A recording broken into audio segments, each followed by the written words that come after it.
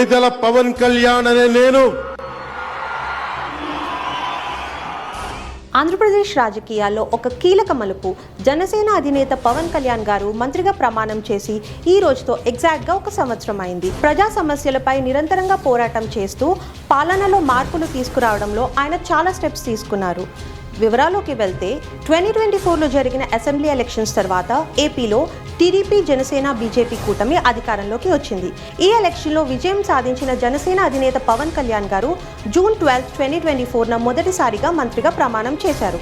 ఆయనకి ఉప ముఖ్యమంత్రి, గ్రామీణాభివృద్ధి మరియు పంచాయతీరాజ్ శాఖల్ని అందించారు. పవన్ కళ్యాణ్ గారు 1 సంవత్సరంలో సాధించినవి వ్యవసాయానికి సంబంధించిన సబ్సిడీస్ని పునరుద్ధరించడం, గిరిజన ప్రాంతాల్లో స్పెషల్ డెవలప్మెంట్ ప్లాన్స్, ఉపాధి హామీ ప్రోగ్రాంలో ట్రాన్స్పరెన్సీ అండ్ స్పీడ్ పెంచడం, రైతు భరోసా కేంద్రాలకు మరమ్మతులు అండ్ టెక్నికల్ అప్గ్రేడ్స్, ప్రజల మధ్య డైరెక్ట్ విజిట్స్ చేసి సమస్యలను పరిష్కరించారు.